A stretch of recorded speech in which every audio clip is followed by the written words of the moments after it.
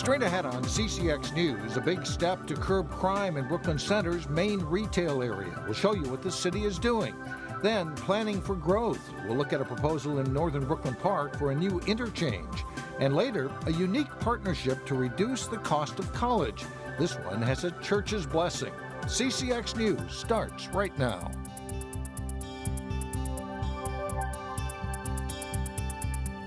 Hello, everyone, and thanks for joining us. Public safety is paramount to any community, and according to a new survey in Brooklyn Center, residents are generally pleased with the job that local police are doing. As Delane Cleveland reports, there are still some areas of concern that law enforcement is working to address. Brooklyn Center is a city of more than 30,000 people, and when it comes to the subject of public safety, you'll get a variety of opinions. I'm happy overall. I think Brooklyn Center is out making a point of outreaching, to people. From the job being done by local police. The job they have is really hard, strenuous, and everybody seems to be out to get them. To the experience people have at the Metro Transit Depot. They play craps and they smell reefer. You just walk in the bus depot and you get a contact. But in a citywide survey conducted this past November, about 91% of residents said they were pleased with the police services. I think some of the things that cause that positive perception of the police department is our community outreach initiatives that we've had, and I think we go above and beyond, and I think we now have kind of the best practices for community outreach. Police Chief Tim Gannon says it goes hand in hand with the city's drop in violent crime over the past decade. Even one violent crime in Brooklyn Center is one too many, but we've made substantial progress going from the 2007, 2008 years to this year, where we nearly cut that violent crime number in half. However, a number of survey respondents stated they don't feel safe in retail parking lots and stores, particularly ones around Shingle Creek Crossing. Gannon said the city took a big step to changing that this week. Just on Monday, we did get a signed agreement from our city council to work with Walmart to have officers now in a part-time, off-duty capacity work within Walmart. The long-term impact is anybody's guess. However, Chief Gannon remains hopeful. Our job's not done yet, but it's nice to see that the citizens are recognizing that we are on track. In Brooklyn Center, Delane Cleveland, CCX News. The officer at Shingle Creek Crossing will begin work within the next 30 to 60 days. And Chief Gannon says the initial goal will be to have the officer there from Thursday through Sunday from 4 p.m. to 10 p.m. Two Northwest Metro lawmakers are proposing a controversial bill that would help terminally ill adults end their own life. Senator Chris Eaton of Brooklyn Center and Representative Mike Freiberg of Golden Valley are behind the End of Life Options Act. Under their bill, someone would have to be diagnosed with an irreversible disease, be able to make their own medical decisions, and they would have to self-administer any aid in dying drug. A similar bill last year was opposed by groups including the Minnesota Family Council. 5 states have passed similar laws: California, Oregon, Washington, Colorado, and Vermont. Brooklyn Park expects big growth in the next decade or two, and a major road project proposal in the northwest part of the city reflects that growth. Right now, 101st Avenue doesn't go through the intersection at Highway 169. A proposed full-access interchange would change that. There's up to 1,300 acres of undeveloped land in the area that the city anticipates will generate at least 80,000 new vehicle trips when it's developed. An interchange would help handle that extra traffic. If we don't have the interchange, then 169 and 109th is going to be operating and under severe congestion. 610 and West Broadway also severe congestion. So it's something that we need for not just our transportation system, but the regional transportation system. Brooklyn Park is applying for state and federal funding to help cover some of the $31 million cost. Construction could begin as early as 2020. What are the top issues facing Minnesota schools? We'll talk to educators, and they may say the school funding model, teacher shortages, and stubborn achievement gaps. Tuesday night at Osseo High School, education leaders join parents in trying to reimagine Minnesota schools. Reporter Sonia Goins has more. But we want to make sure that you listen to understand. Dozens of parents, teachers, and students packed the Osseo High School cafeteria to figure out ways to make education better. A lot of good information, a lot of ideas, so definitely helpful. The talks are a collaborative effort between 40 school districts from across the state. It's important that we are engaged in this conversation about equitable student achievement and about equitable education. Let's listen to the people who send their children and the students about what their experience is in school, what's working for them, what isn't working for them. The discussion also focused on closing the achievement gap. Osseo is the 5th largest school district in the state. It also has the 3rd highest number of students of color. So it's very personal for me and very important to our school district because the students we serve are so racially diverse. The latest graduation rates show students of color remain disproportionately behind their white counterparts. Statewide, 87% of white students graduated within 4 years, compared to 65% for blacks. In the Osseo School District, it's 91% for whites, 72% for blacks. Reimagine Minnesota is trying to make sure all students are successful. I would like parents to know that superintendents across the metropolitan area are interested in listening to the voices of students and community members for the purpose of improving student achievement across the state of Minnesota. In Osseo, Sonia Goins, CCX News. Minnesota school officials are collecting feedback from meetings like this one to use in shaping future policy decisions. Brooklyn Park youth are visualizing goals for their city's future. Take a look at these 6 murals created by junior high and high school students in Brooklyn Park. They reflect ideas such as a safe and united community. The artwork is part of the city's process over the past 15 months to engage residents and get feedback on what they want to see for the future. Brooklyn Park 2025 is a community plan approved by the City Council this week. Definitely a roadmap for the next 7 years. Want to focus on job growth, continuing to be a safe community, additional development. Want to have thriving neighborhoods, prosperous people. So we're really excited about Brooklyn Park 2025. The city will now identify key projects to move forward on over the next 5 to 10 years.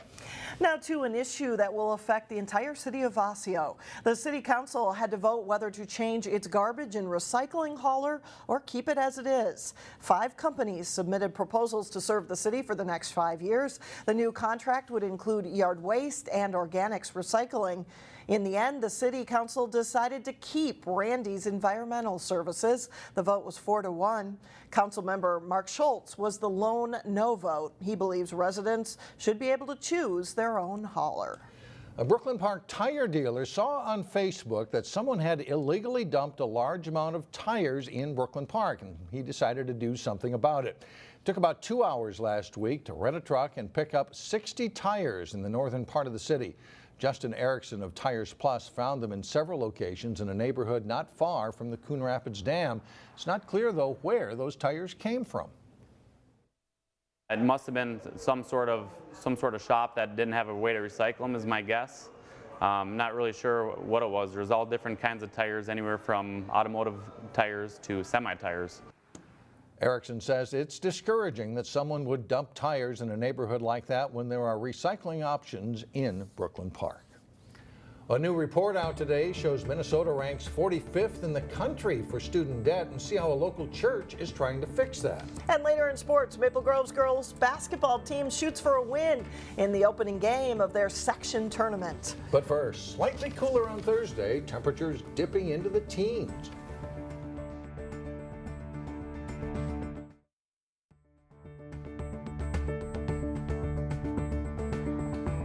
In Brooklyn Park, families bonded over blankets. Dozens of families tied together fleece blankets at Fair Oaks Elementary on Tuesday night. The idea for the event took root 7 years ago. Since Fair Oaks is a diverse school, blankets have served as a bridge to connect different cultures. Oh, it's just a fun event, and we started with 20 or 30 families, and now we got over 100 families, and every year it's growing and growing and growing. But it's such a fun event that is one of my favorites. The event also helps out the Brooklyn Park and Brooklyn Center fire departments, which takes extra blankets made to give to families in need. The average four-year college graduate from last year owes about $40,000 in college debt. But there is a new idea at a local church that wants to challenge that statistic. Reporter Shannon Slatton explains how the concept of affordable college could be coming to a church near you.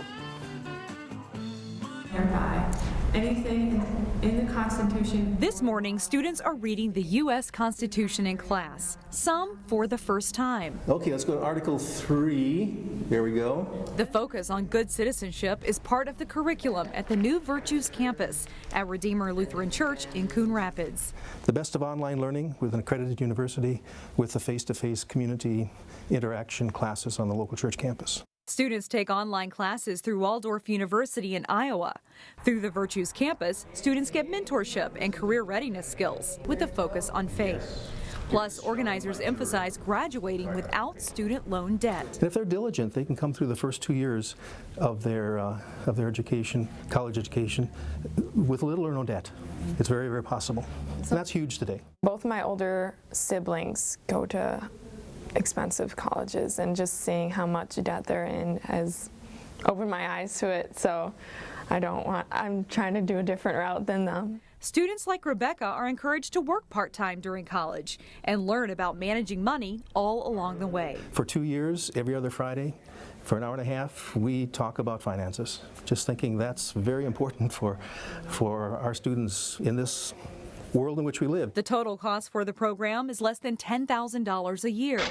Organizers hope to expand Virtues campus to other metro churches as a way to offer a faith-based, affordable college education. The Virtues campus is a new and innovative and a fresh approach to higher education. For Money Savers, Shannon Slatton, CCX News. Students who go through the Virtues campus are also eligible to receive a $25,000 scholarship to Waldorf University in Forest City for their last 2 years of school. Coming up, Plymouth offers a way to think healthy, live healthy, and be healthy. We'll explain coming up. But first, the Maple Grove boys hockey team gets set to face Centennial for a section championship. Jay Wilcox has that and more next in sports.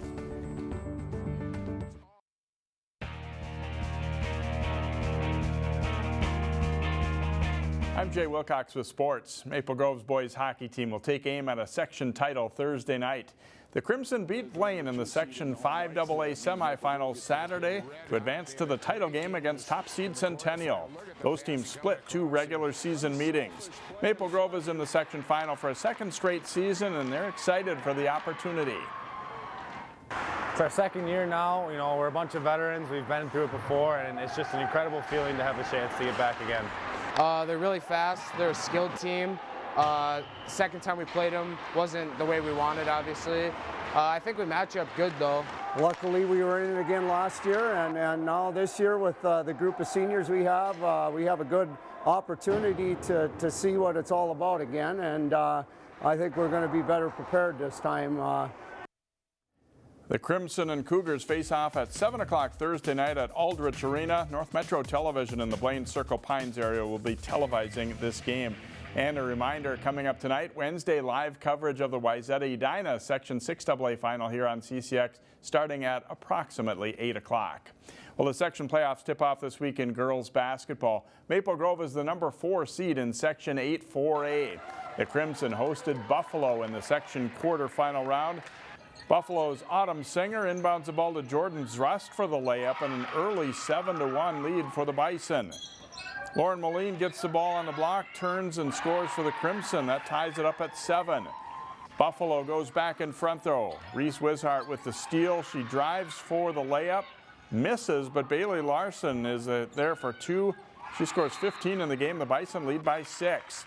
Maple Grove, though, controls most of the game from there. A steal leads to a layup for Autumn Linar, who scores and is fouled, tying the game up. Then it's Rebecca Tyler passing to Malinar, who hits a step-back 18-footer for a couple more. She scores 15 first-half points and 20 in the game as Maple Grove builds a 12-point lead by halftime. Second half and good ball rotation here by the Crimson. They work it to Kendall first, whose shot goes around the rim and drops. Maple Grove is up 40-27. They go on to win 64-48. They face top seed Elk River in the semifinals Saturday at Monticello High School. It's the final week of the regular season in boys basketball. Two teams with great basketball pedigrees met up as Hopkins played host to Minneapolis North. Former North star Khalid El-Amin on hand as son Ishmael plays for the Royals. Simon Wright is dialed in early for Hopkins as he nails a three-pointer here. Jaquan Sanders-Smith with a pull-up three that gives the Polars the lead 19-17. Zeke Najee with a nice move down the lane for the basket and foul here for Hopkins. But Isaac Johnson slices through the Royals defense and scores a nice basket here for North. Wright hits another catch-and-shoot three-pointer late in the first half. The Royals lead 51-48 at halftime behind 22 from Wright. He finishes with 27. Hopkins goes on an early second-half run. El-Amin with a nice pass to Joe Hedstrom for the dunk. The Royals are up 10. The Polars never fold, though. Johnson with a nice pass to Odell Wilson for the basket, cutting the Hopkins lead to 69-66. Johnson and Wilson combined for 63 points for the Polars. Then Sanders-Smith sets up Nasir El-Amin for the hoop. It's a one-point game. Daryl Mayfield hits a couple of threes for Hopkins, but North is still at their end. Johnson's shot is long. Hopkins scratches out a 95-92 win. Also in boys basketball, Park Center hosted Anoka in a Northwest Suburban Conference game. Tommy Chapman passes to Emmanuel Tamba, who feeds DJ Purnell. He steps through the defenders and scores a sweet layup for 13-11 Pirates lead.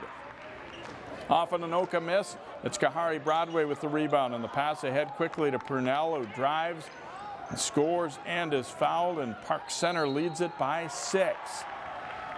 Still in the first half, and Dane Danja finds Broadway open in the corner for three as the Pirates start to pull away. They lead by 12 at halftime. Coach James Ware's team extends the lead in the second half. Losini Kamara draws the D and spots Jarius Cook on the wing, and watch Cook explode to the hoop. He has 19 points for the Pirates. Then in transition, Kamara dishes to Derek Ogechi for a layup. That makes it 47-31 Pirates. Park Center goes on to win 84-54. The Pirates are now 19-6 and finish the regular season Friday against Coon Rapids. Mike and Alex, back to you. All right, thanks, Jay. Still ahead, it is time to rejuvenate. Fresh new ideas for a healthier you when we come back. Finally, reduce stress, get a massage, and rejuvenate. No, we're not talking about some sort of getaway at a Caribbean resort and spa, but rather we're talking about something local and free. We are just a few days away from the Healthy Living Fair hosted by the City of Plymouth and Abbott Northwestern West Health. It takes place Sunday from 1 to 4 at the Plymouth Creek Center, and visitors can enjoy free health screenings, massages, and fitness demos. You can also learn about nutrition and stress management techniques through a number of information sessions. The event also includes door prizes and other giveaways. That's all the news for us. Thanks for joining us. See you again on Thursday.